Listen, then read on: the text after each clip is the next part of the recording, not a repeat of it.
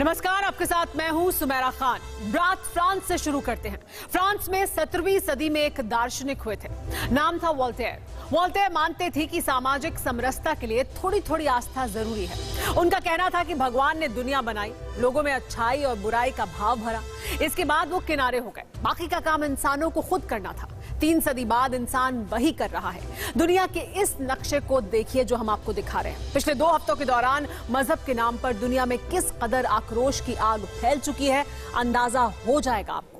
France में 4 बार हमले हो चुके हैं। ऑस्ट्रिया, इटली, रूस में मजहबी कट्टरता बेगुनाहों का लहू बहा चुकी है। इसके अलावा कनाडा का क्यूबेक शहर भी चरमपंथ की चोट से सहमा हुआ है। सवाल यह है कि इस आग को कौन भड़का रहा है? तो जवाब एक ही है, तुर्की और तुर्की का पिछलग्गू पाकिस्तान। ये दोनों मुल्क बखूबी जानते हैं कि ट्रेडिशनल वॉरफेयर की बजाय मजहबी एकजुटता का इमोशनल कार्ड खेलकर मुस्लिम देशों को गैर मुस्लिम देशों के खिलाफ आसानी से भड़काया जा सकता है, और ये दोनों यही कर रहे हैं। सवाल ये है कि तुर्की और पाकिस्तान की लगाई आग कब बुझेगी? फ्रांस, ऑस्ट्रिया में इस्लामी टेरर अटैक सिर्फ झांकी है क्या मजहबी अदावत में महाशक्तियों का वॉर बाकी है? इन सवालों का जवाब दुनिया को अभिव्यक्ति की आजादी की सीख देने वाले मुल्क फ्रांस से ही मिल सकता है। इसलिए सबसे पहले वहीं चलिए जो एक बार फिर कट्टरपंथियों के मंसूबों से जख्मी हुआ है।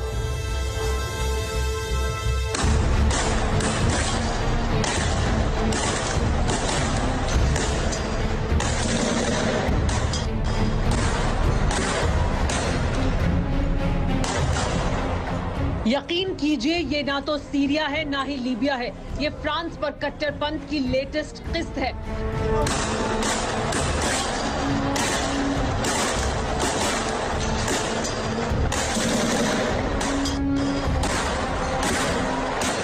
तस्वीरें फ्रांस के दक्षिणी शहर मोंटपेलियर की हैं। सुबह का वक्त था जिस्म पर काला लबादा ओढ़े 10 दहशतगर्दों ने अंधाधुंध फायरिंग कर दी।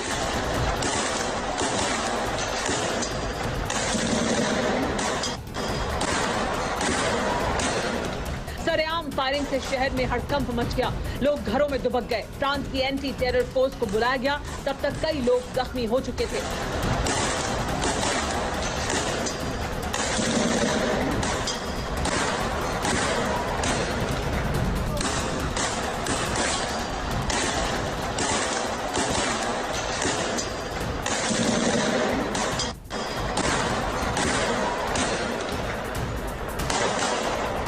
दो हफ्ते के दौरान फ्रांस में 4 बड़े हमले हो चुके हैं। 16 अक्टूबर को पेरिस में टीचर का सिर कलम कर दिया गया। 29 अक्टूबर को नीस शहर के चर्च में आतंकियों ने कत्लेआम मचाया। 1 नवंबर को लियोन शहर में चर्च के बाहर पादरी पर फायरिंग की गई, और अब फ्रांस के एक और शहर में अंधाधुंध फायरिंग की गई।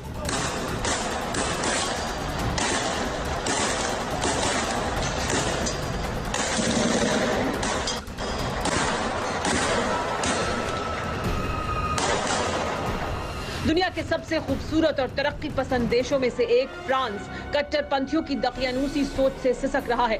लोग पहरे में हैं। जिस मुल्क के शहरों में 24 घंटे जिंदगी गुलजार रहती थी, वो शहर सन्नाटे में सिमटे हुए हैं। खौफ का आलम यह है कि ना जाने कब, कहां और किधर से हाथ में चाकू लिए कोई आतंकी सिर कलम कर दे। तो वहीं अफ्रीका से लेकर अरब तक के मुल्कों में मैक्रों के विरोध का कंपटीशन चल रहा है।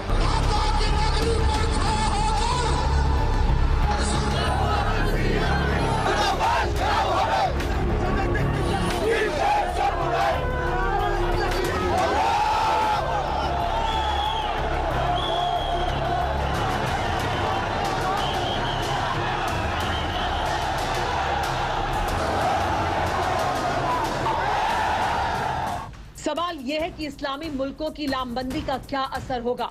मुस्लिम देशों की बॉयकॉट मुहिम का कितना असर होगा? क्या आतंकी हमलों के बाद फ्रांस अपनी विरासत से समझौता कर लेगा?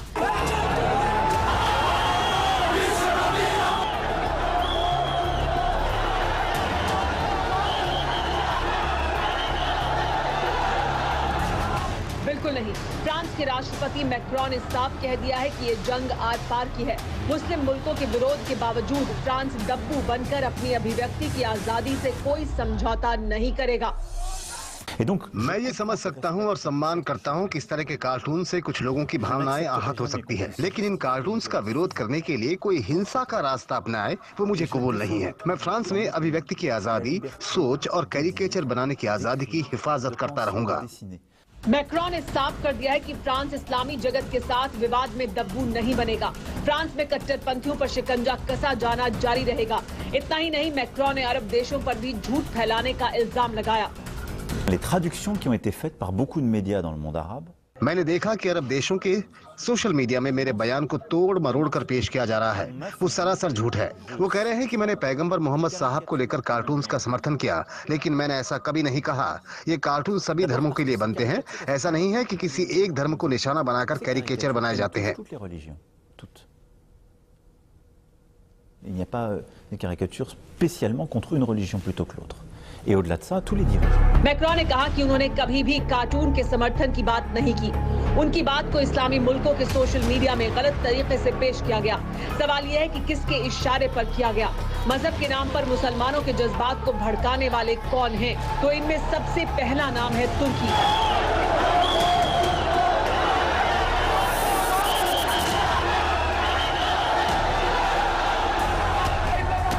दुनिया में 57 इस्लामिक देश हैं, जिनमें तुर्की सबसे ज्यादा आधुनिक और ताकतवर देश है।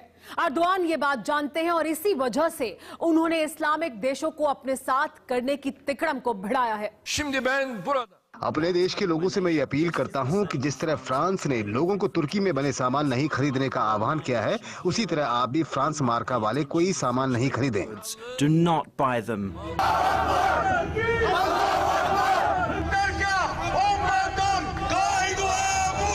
फ्रांसिस मार्काlara मेड इन फ्रांस का बहिष्कार करो, फ्रांस में बना सामान ना खरीदो, इतना ही कहा था अर्दोआन ने। बस फिर क्या था? मार्काlara যদি ম্যাক্রন বিশ্বনবীর ব্যঙ্গাত্মকে এবং ব্যঙ্গাত্মক অবস্থা থেকে সরে না আসে, সারা বিশ্ব থেকে তাদেরকে বয়কট করা হবে ইনশাআল্লাহ। खलीफा का फरमान मिला, पिछलग्गू पाकिस्तान को हुड़दंग का मैदान मिला।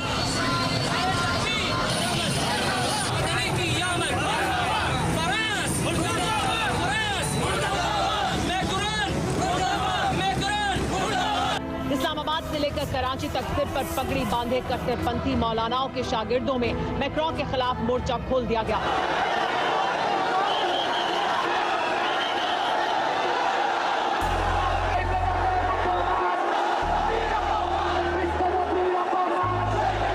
सिर्फ मौलाना ही नहीं बल्कि नई नस्लों को भी चरमपंथ की चरस सुंघाई जाने लगी। कराची की इन तस्वीरों को देखिए। जिन बच्चियों को तरक्की की तालीम देने की जरूरत थी, उन्हें सिर्फ कलम करने का हुनर सिखाया जा रहा है।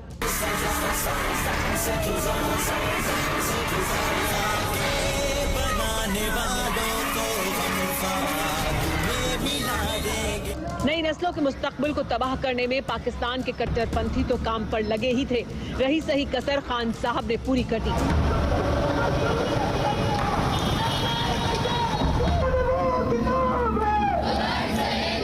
सारों को मिलके मगरिब को बताना चाहिए कि नबी सल्लल्लाहु अलैहि वसल्लम की हमारे दिलों में क्या जगह है, कितना प्यार और अकीदा उनसे।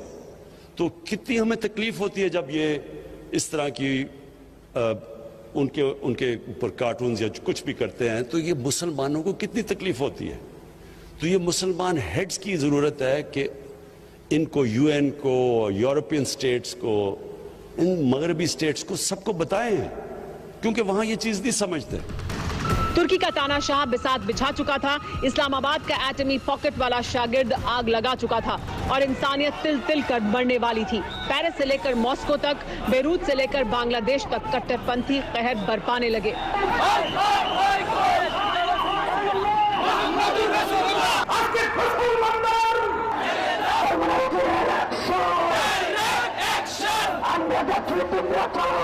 अब निशाने पर कौन है, ये किसे मालूम। फसाद की तस्वीरें बांग्लादेश की हैं। बताया जा रहा है कि जमकर हो रहे इस पथराव के निशाने पर हिंदुओं की बस्ती थी। इल्जाम है कि एक शख्स ने सोशल मीडिया में फ्रांस का समर्थन कर दिया, जिसके बाद नारे लगाती भीड़ ने गांव को घेर लिया। सोशल मीडिया में फ्रांस का समर्थन करने वाले शख्स के घर को फूंक डाला। 10 से ज्यादा घरों में तोड़फोड़ कर दी।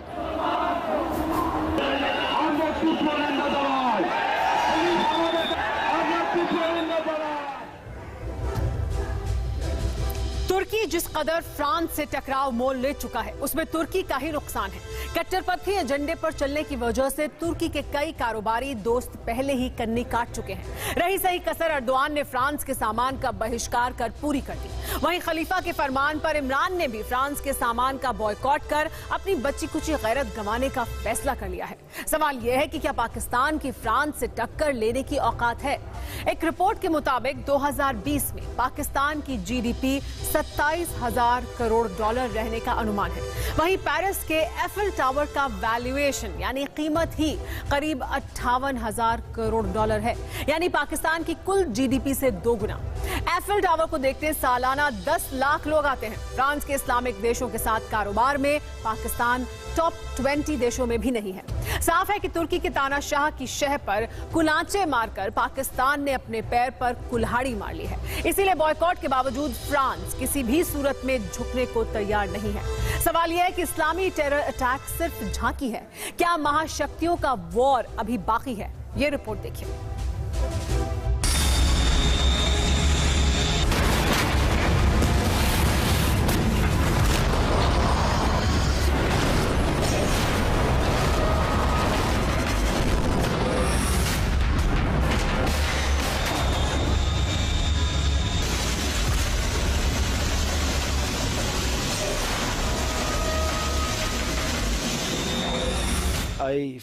मुझे लगता है कि मुझे कुछ ऐसा ही करना होगा, क्योंकि ये शख्स हमेशा मेरे बारे में बोलता है। वो कहता है कि उसे तुर्की से कोई समस्या नहीं है, बल्कि उसकी समस्या मुझसे ही है। मिस्टर मैक्रो, मैं आपको बता देना चाहता हूँ कि आने वाले वक्त में आपको मेरे साथ और भी मुसीबत होने वाली है। फ्रांस के खिलाफ जो नारे लग रहे हैं,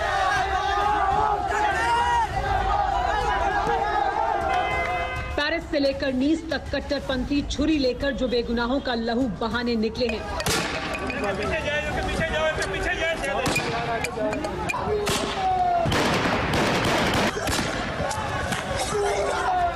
तुर्की के तानाशाह ने इसकी स्क्रिप्ट महीने भर पहले ही तैयार कर ली थी।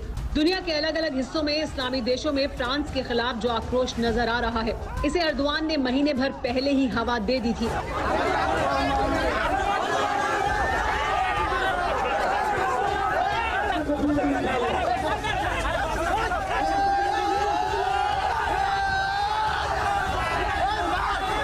फ्रांस से अपनी दुश्मनी के चलते तुर्की ने फ्रांस में इस्लाम वर्सेस क्रिश्चियनिटी की आग भड़काई, जिसके पीछे एक सोची समझी साजिश थी, जिसका सिरा तुर्की के दक्षिणी छोर पर मौजूद भूमध्य सागर तक पहुंचता है।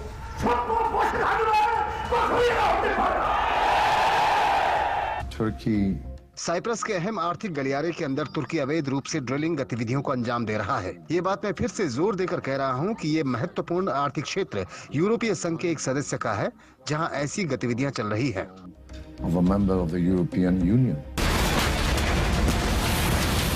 जिस तरह चीन साउथ चाइना सी पर कब्जे के लिए मरा जा रहा है, उसी तरह तुर्की भी भूमध्य सागर में ग्रीस और साइप्रस के इलाकों पर कब्जा करने की साजिश कर रहा है।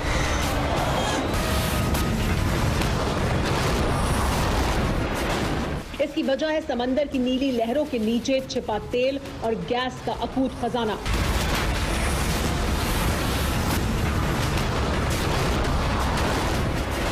अनुमान है कि भूमध्य सागर में 2 बिलियन तेल का भंडार मौजूद है। साथ ही 4 ट्रिलियन गैस का भंडार भी समंदर के इस हिस्से में छिपा है।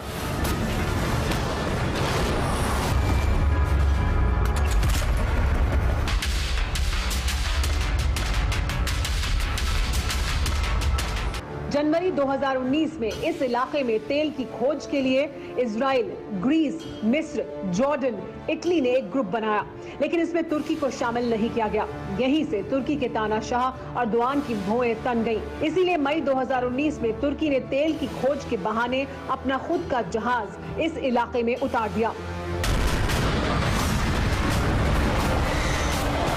अर्दोआन यहीं पर नहीं रुके।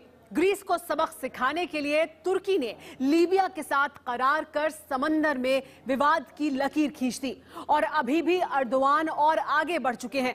फ्रांस से दुश्मनी मोल लेते हुए भूमध्य सागर के विवादित इलाके में गैस और तेल की खोज करने का ऐलान कर दिया है।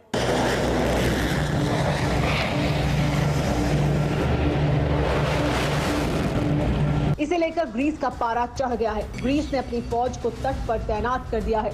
ग्रीस के फाइटर प्लेन लगातार भूमध्य सागर के ऊपर परवाज भर रहे हैं। वहीं तुर्की के तानाशाह ने भी तलवारें खींच ली हैं। तुर्की ने जहां रूस से S-400 डिफेंस सिस्टम को खरीदकर उसे ऑपरेशनल कर दिया है।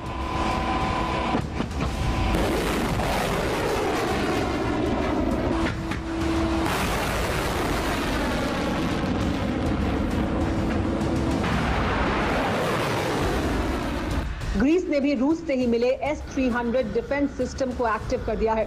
यानी अगर युद्ध होता है तो रूस के ही 2 हथियार आमने सामने होंगे। इतना ही नहीं, तुर्की जिस तरह इस्लामी देशों को भड़का रहा है, उसे लेकर यूरोप के ताकतवर देश ग्रीस के साथ आने लगे हैं।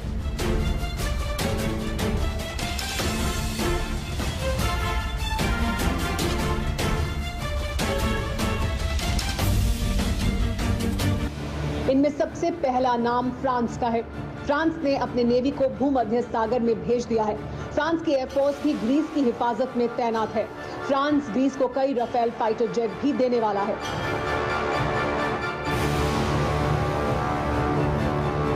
तुर्की और ग्रीस दोनों नेटो के सदस्य देश हैं, लेकिन अर्दोआन की करतूतों की वजह से दुनिया में हर अमन पसंद मुल्क मैक्रों के कंधे पर हाथ रखने को तैयार है। पेरिस को देखिए, पिछले कुछ हफ्तों में वहाँ जिस तरह के हमले हुए उन पर गौर कीजिए। आप देख रहे हैं कि वहाँ क्या हो रहा है, लेकिन इन सब के बीच हम काफी अच्छा कर रहे हैं। इसीलिए क्योंकि हमारी बहुत मजबूत नीति है। यही वजह है कि हमने बहुत से लोगों पर बैन लगाया जिस कारण वो परेशान थे, लेकिन अब वही लोग इस बैन के लिए तहे दिल से हमारा शुक्रिया अदा कर रहे हैं। अमेरिका ही नहीं, जर्मनी, नीदरलैंड, इटली, रूस, ऑस्ट्रिया के साथ ही यूरोपियन यूनियन फ्रांस के सपोर्ट में आ चुके हैं।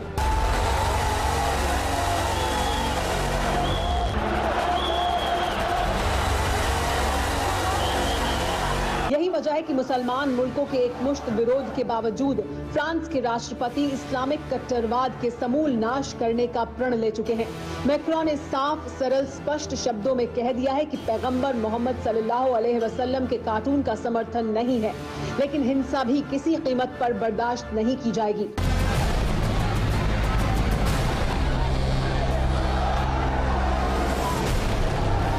सवाल यह है कि अमन पसंद इस्लामी मुल्कों को तुर्की और पाकिस्तान की साजिश का इल्म होने वाला है, या फिर इस्तांबुल और इस्लामाबाद की बर्बादी का मंजर ही इस अदावत का आखिरी अंजाम होगा।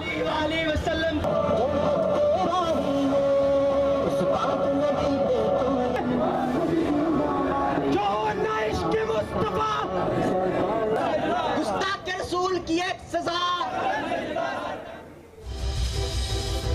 मौजूदा वक्त में दुनिया में इंसानियत के दुश्मन के तौर पर 3 देश गिने जाते हैं। दहशतगर्द मुल्क पाकिस्तान, उसका नया आका तुर्की और दोनों का मालिक चीन।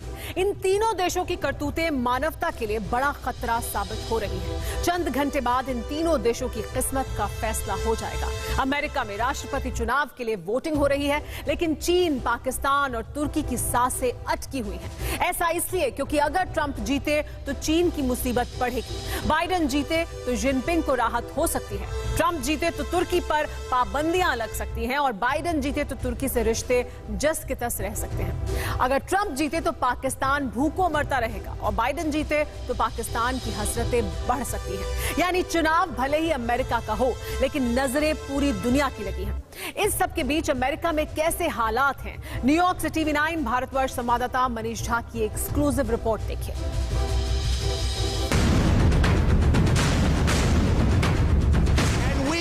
Will make America great again. Thank you, Orlando. Thank you, Florida.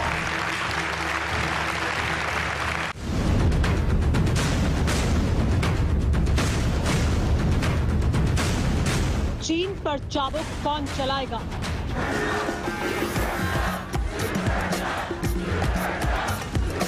You know we're going to win the election. तुर्की को तमाचा कौन मारेगा? But I'm your president. I have to come out. I have to meet people. Pakistan को पाप की सजा कौन देगा?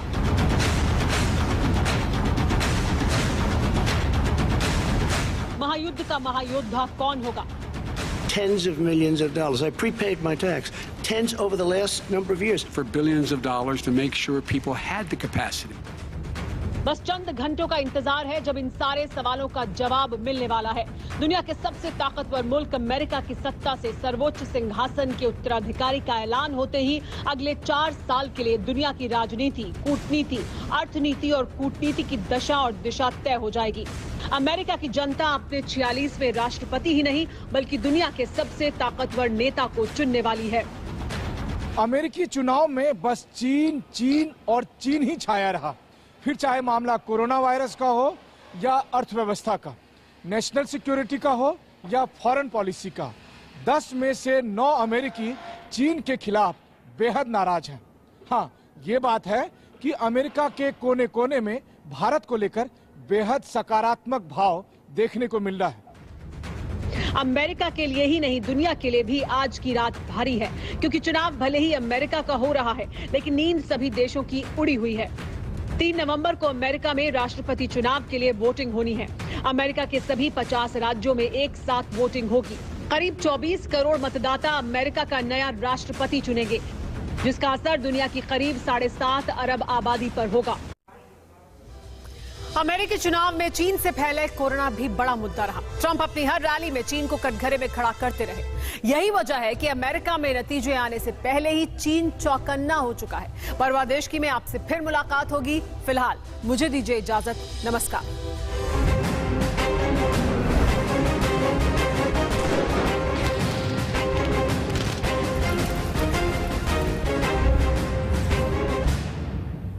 सर्दी भगाने का नुस्खा नंबर 32। अपनी बीवी के सुंदर हाथों से तीखी मिर्ची का लेप लगवाएं। ये मिर्ची गर्मी की लहर पैदा कर देगी। कैसा लग रहा है?